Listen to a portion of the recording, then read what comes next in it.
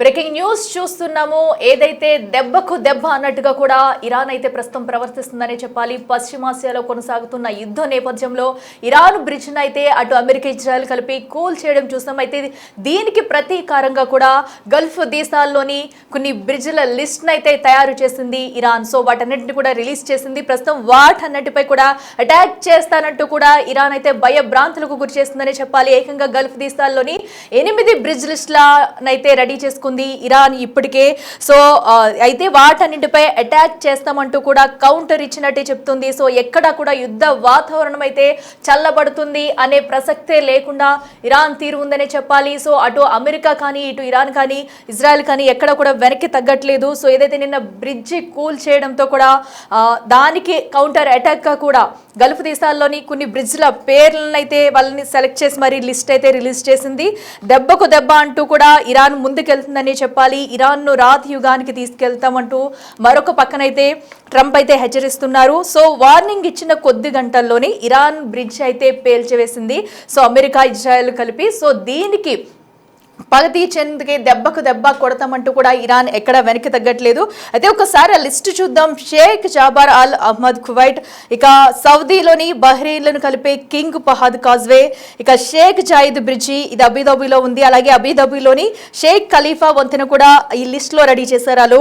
ఇంకోటి అబుదాబిలో ఉన్న ఆల్ ముక్తా వంతెన కూడా ఈ లిస్టులో రెడీ చేసింది ఇరాన్. అలాగే జోర్డాన్ వెస్ట్ బ్యాంక్ మధ్య ఉన్న కింగ్ హుస్సేన్ వంతెన దామియా బ్రిడ్జి ఇది కూడా జోర్డాన్లోనే ఉంది. అలాగే అబ్దున్ బ్రిడ్జి జోర్దాన్లోని ఇది ఒక కీలకమైన వంతెనని చెప్పొచ్చు. సో ఇలాంటి గల్ఫ్ దేశాల్లోని కొన్ని ప్రముఖ కీలకమైన బ్రిడ్జ్ల లిస్ట్ని అయితే తయారు చేసి ఏకంగా అధికారికంగా ప్రకటించింది. వాటన్నిటిపై కూడా దాడి చేసి కూల్ చేస్తామంటూ కూడా ఇరాన్లోని బ్రిడ్జిని కూల్చివేయడంపై కూడా ఇరాన్ అయితే దానికి తగ్గట్టుగా స్ట్రాంగ్ కౌంటర్ ఇస్తూ బ్రిడ్జ్ల లిస్ట్ని అయితే తయారు చేసి బయటికి రిలీజ్ చేయడం ఇప్పుడు మరింత యుద్ధ వాతావరణం పెరుగుతుందని చెప్పాలి. అయితే దెబ్బకు దెబ్బ కన్నుకు కన్ను అంటూ కూడా ఇరాన్ సిద్ధాంతం ఇప్పుడైతే ఉన్నట్లు తెలుస్తుంది. ఇక లేటెస్ట్గా జరిగిన అమెరికా ఇజ్రాయెల్ దళాలు ఇరాన్లోని అతిపెద్ద ఎత్తైన వంతెనను ధ్వంసం చేయడంతో కూడా దీనికి ప్రతి చర్యగానే ఇరాన్ అయితే దెబ్బతీస్తుందని చెప్పాలి. సో ఈ నేపథ్యంలోనే ఇప్పుడు ఏదైతే బ్రిడ్జ్ లిస్టు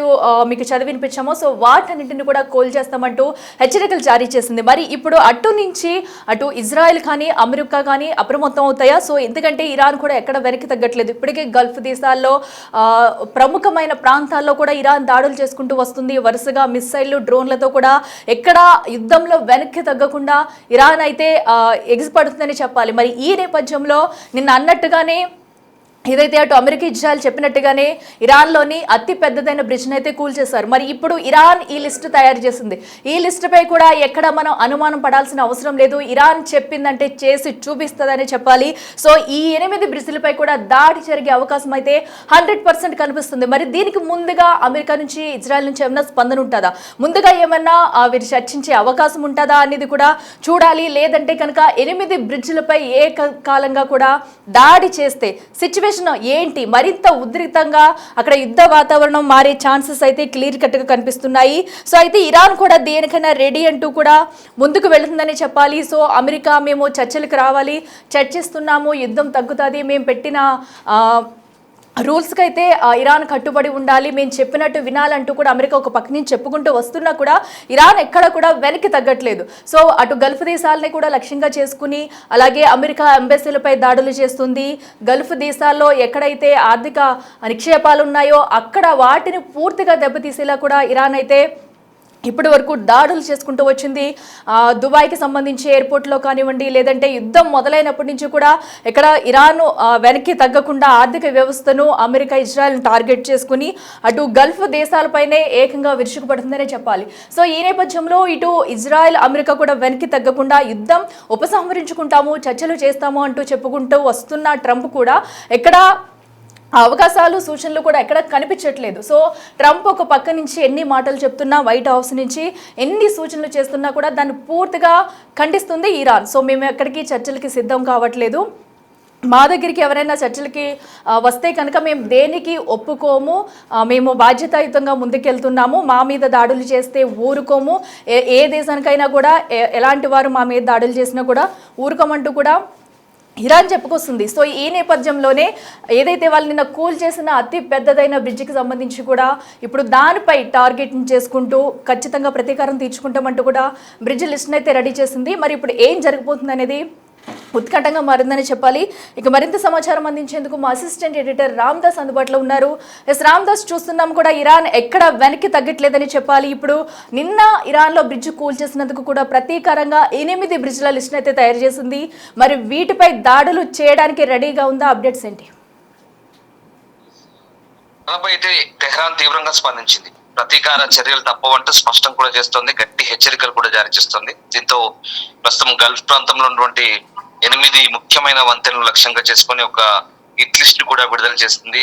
ఇప్పుడు ఇది సంచలనం రేపుతోంది. అంతేకాదు చాలా ఆందోళనకర పరిణామం కూడా మనకు అర్థం చేసుకోవాలి. ఎందుకంటే ఇరాన్ లోని B1 వంతెనపై అమెరికా దాడులు జరిగిన తర్వాత అది కూలిపోయిందన్న నివేదికలు వెలువడిన వెంటనే ఎస్కలేషన్స్ మరింత పెరిగాయి. అది అంతా ఇంత కాదు, పశ్చిమాసియాలో మళ్ళీ ఏం జరగబోతుంది, పరిస్థితులు పూర్తిగా చేయదాకపోతున్నాయి అన్నట్టుగా అర్థమవుతుంది. ఎందుకంటే ఈ సంఘటన తర్వాత అమెరికన్ అధ్యక్షుడు ట్రంప్ ఇది మొదటిదే, ఇంకా కొనసాగుతుందంటూ కామెంట్ చేయడం పరిస్థితి తీవ్రతకు అడ్డం పడుతుంది. ఇంకా వాతావరణం వేడెక్కుతుందని దానికి మనకు అర్థం చేసుకోవచ్చు. అంటే ఇక్కడ దీనికి ప్రతిస్పందనగా ఇరాన్ ప్రభుత్వం మీడియా కూడా కొన్ని వాళ్ళ టార్గెటెడ్ లిస్ట్ బయట పెట్టింది. ఇరాన్ గుర్తించిన వంతెనలో గల్ఫ్ దేశాలకు అత్యంత ప్రాధాన్యం ఉన్నటువంటి నిర్మాణాలు అయితే మనకు కనిపిస్తున్నాయి. టోటల్ గా సౌదీ కావచ్చు, బహ్రెయిన్ కలిపే కింగ్ ఫహద్ కాజ్వే, అబుదాబిలోని షేక్ జాయద్ బ్రిడ్జ్ కావచ్చు, దోహాలోని కతార్ బ్రిడ్జ్ కావచ్చు, కువైట్ లోని Sheikh Jaber Al Ahmad Al Sabah Causeway, ఇట్లాంటి కీలక వంతెనలన్నీ కూడా ఈ జాబితాలో ఉన్నాయి. అదనంగా ఒమన్, ఇతర గల్ఫ్ దేశాలను మరికొన్ని ప్రధాన వంతెనలు కూడా మనకి ఇక్కడ టార్గెట్ గా కనిపిస్తున్నాయి.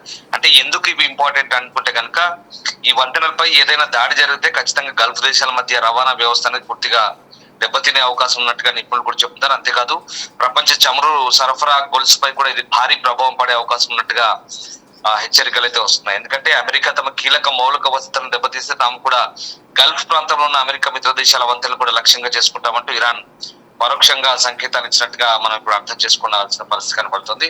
సో ఏదేమైనా ఇది చాలా తీవ్రమైన ఆందోళనకు దారితీసే అవకాశం కనిపిస్తుంది. అంటే ఇక్కడ ఇరాన్ ఒకటే చెప్తోంది, మీది కేవలం 250 ఏళ్ల చరిత్ర కావచ్చు, మాది 6000 ఏళ్ల చరిత్ర కలిగినటువంటి దేశం అది. సో నువ్వు రాతి యుగం అంటున్నావు కదా అంటూ మేము దానికి సరైన సమాధానం చెప్తామంటే ఇప్పుడు ఇరాన్ కౌంటర్ ఇస్తోంది.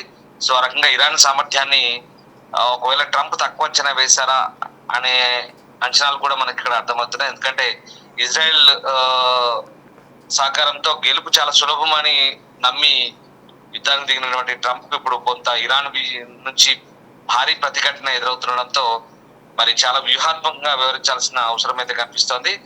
ఇప్పటికైతే ట్రంప్ అయితే చెప్తున్నాడు, ఆల్రెడీ మేము అక్కడ రెజ్యూమెంట్ చేంజ్ చేసాము, ఇప్పటికీ మేము గెలిచామని చెప్పుకుంటున్నప్పుడు కూడా ఇరాన్ దాన్ని ఎగతాళి చేస్తున్న పరిస్థితి కనబడుతుంది. అంటే ఇరాన్ పై భీకర దాడులు చేస్తాం, పూర్తిగా నాశనం చేస్తామంటూ, రాతి యుగంలోకి నెట్టేస్తామంటూ అమెరికా అధ్యక్షుడు ట్రంప్ చేసిన వ్యాఖ్యలకు టెహ్రాన్ అయితే చాలా ధీటుగా స్పందిస్తుంది. ట్రంప్ తన సైనికుల్ని సమాధుల్లోకి తీసుకెళ్తున్నాడు. అంతేకాదు 250 ఏళ్ల చరిత్ర కలిగిన అమెరికా 6000 సంవత్సరాల చరిత్ర కలిగినటువంటి మా సివిలైజేషన్ ని బెదిరించడం వారి భ్రమ అంటూ ఇరాన్ ఘాటైన హెచ్చరికలు చేస్తుంది.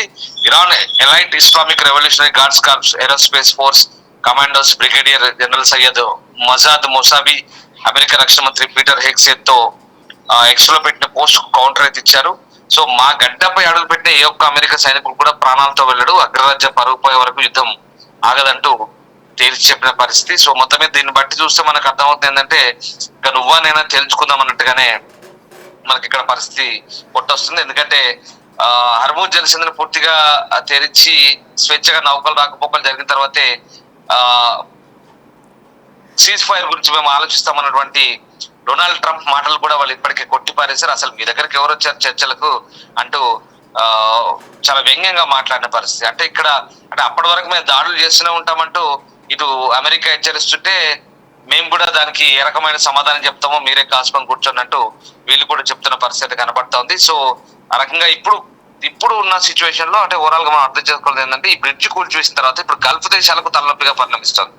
అంటే గల్ఫ్ దేశాలు ఇప్పటికే గల్ఫ్ కోఆపరేషన్ కౌన్సిల్ ఏదైతుందో GCC చాలా తీవ్రంగా స్పందిస్తోంది. ఎందుకంటే ఇప్పటికే అక్కడ చాలా డ్యామేజ్ అవుతుంది. అమెరికా స్థావరాల పేరుతో ఎయిర్ బేస్ ధ్వంసం చేసి అంతవరకు ఊరుకుంటే అయిపోయింది. కానీ ఎస్ రామ్దాస్, మన యుద్ధం స్టార్ట్ అయినప్పటి నుంచి కూడా చూస్తున్నాము, ఇరాన్ అయితే గల్ఫ్ దేశాలనే లక్ష్యంగా చేసుకుని కూడా పూర్తిగా వాటిపైనే టార్గెట్ పెట్టుకుందని చెప్పాలి. సో ఇప్పుడు ఏదైతే లిస్ట్ అయితే రిలీజ్ చేసింది, ఈ 8 బ్రిడ్జిల్ని కనుక నిజంగా ఇరాన్ చెప్పినట్టు కోల్చివేస్తే కనుక మరింత సంక్షోభంలో పడిపోతాయి గల్ఫ్ దేశాలు. మరి ఇప్పటికైనా అటు అమెరికా, ఇజ్రాయెల్ నుంచి ఏమైనా స్పందన ఉంటుందా?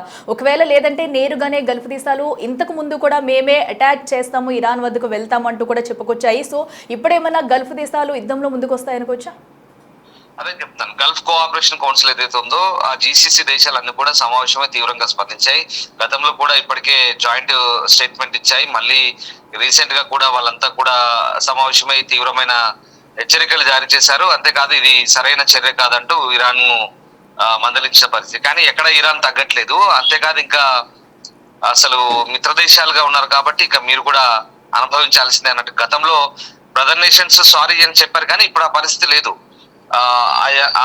అదంతా పోయింది. ఇప్పుడు యుద్ధం 35వ రోజు జరిగింది, 2వ నెలకు వచ్చింది. ఇంకా ఇప్పుడు మీరు కూడా వాళ్ళతో సహకరిస్తున్నారు కాబట్టి వాళ్ళకి ఆశ్రయం ఇచ్చే మీరు కూడా మా శత్రువులే అనే ధోరణితో ఇప్పుడు ఇరాన్ వెళ్తున్నట్టుగా మనకు అర్థమవుతుంది.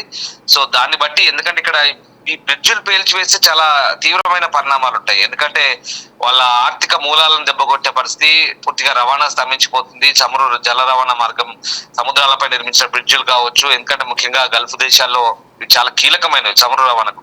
ఒకవేళ వాటిని దెబ్బతీస్తే వాళ్ళ వెన్నుముక విరగొట్టినట్టే. అదే కనుక జరిగితే ఇక ఈ గల్ఫ్ దేశాలైతే తీవ్రంగా రియాక్ట్ అవ్వాల్సిన పరిస్థితి ఉంటుంది. సో దాన్ని బట్టి అర్థం చేసుకోవచ్చు. ఒకవేళ ఇవన్నీ ఇన్వాల్వ్ అయితే ఇక పరిస్థితి ఎక్కడికి వెళ్తుంది అనేది మనం అర్థం చేసుకోవాలి. దాంతోపాటు ఇప్పటికే ఐక్యరాజ్య సమితి సెక్యూరిటీ కౌన్సిల్, అలాగే ఐక్యరాజ్య సమితి సంబంధించినటువంటి కొన్ని మీటింగ్స్ అవుతున్నాయి. దాంట్లో ఇరాన్ సంబంధించి వ్యతిరేకంగా గల్ఫ్ దేశాలను కూడా ఇప్పటికే తీర్మానం చేశాయి. ఈ దాడులు ఆపాలి, లేదంటే పరిణామాలు తీవ్రంగా ఉంటాయంటే వాళ్ళు కూడా పరోక్షంగా హెచ్చరిస్తున్న పరిస్థితి కనబడుతుంది. సో అంటే ఇక్కడ మౌలిక సదుపాయాలను దెబ్బతీస్తే కనుక ఏ దేశం ఊరుకోదు. కేవలం అమెరికా స్థావరాల వరకు దాడులు చేసి సరిపెట్టుకుంటే అయిపోయింది. కానీ వాళ్ళ టూరిజం దెబ్బతీస్తున్నారు, వాళ్ళ హోటల్స్ దెబ్బతీస్తున్నారు, వాళ్ళ సివిలియన్ ఏరియాస్ పై అటాక్స్ చేస్తున్నారు, ఆయిల్ రిఫైనరీలపై దాడి చేస్తున్నారు. ఇట్లా చాలా ఉన్నాయి. రస్ లఫాన్ కావచ్చు, ఆరామ్కో కావచ్చు సౌదీలోని, ఇట్లా చాలా పెద్ద పెద్ద ప్రపంచంలోనే అతిపెద్ద ఇంధన వ్యవస్థల్ని ధ్వంసం చేసుకుంటూ పోతుంటే వాళ్ళు కూడా చూస్తూ ఊరుకుంటున్నారు, సంయమనం పాటిస్తున్నారు. కానీ ఇప్పుడు బ్రిడ్జిలు పేల్చేస్తే కనుక ఏకంగా అక్కడ వాళ్ళ దేశానికి చాలా ఇబ్బందికరంగా ఉంటుంది. కాబట్టి మరి గల్ఫ్ దేశాలు దీనిపై ఎట్లా రియాక్ట్ అవుతాయనేది వేచి చూడాల్సిందే. జస్ట్ నౌ రీసెంట్ గా వీళ్ళు స్టేట్మెంట్ అయితే పాస్ చేశారు, మేము ఈ దేశాలను టార్గెట్ చేస్తామని. మరి దీన్ని బట్టి మనం అర్థం చేసుకోవచ్చు యుద్ధం మరింత తీవ్రమవుతుందని మనకు అర్థమవుతుంది. బట్ ఇక్కడ అమెరికా, ఇజ్రాయెల్ తమ దూరంలో తాము వెళ్తున్నారు. మరి గల్ఫ్ దేశాల పరిస్థితి ఏంటి? ముఖ్యంగా సౌదీ, దుబాయ్ వాళ్ళు కూడా యుద్ధంలో చేరతారంటూ వార్తలు వస్తున్న నేపథ్యంలో మరి ఒకవేళ అదే కనుక జరిగితే ఇరాన్ కనుక వీళ్ళపై ప్రతీకార దాడులు ఇట్లే ముమ్మరం చేస్తే కనుక, ఎందుకంటే ఇప్పటికే టెక్ కంపెనీలపై దాడి చేస్తున్నాయి. అమెజాన్ డాటా సెంటర్ పై దాడి చేసినట్టు వార్తలు వచ్చాయి. అలాగే మిగతా 18 టెక్ కంపెనీల లిస్ట్ కూడా పెట్టారు.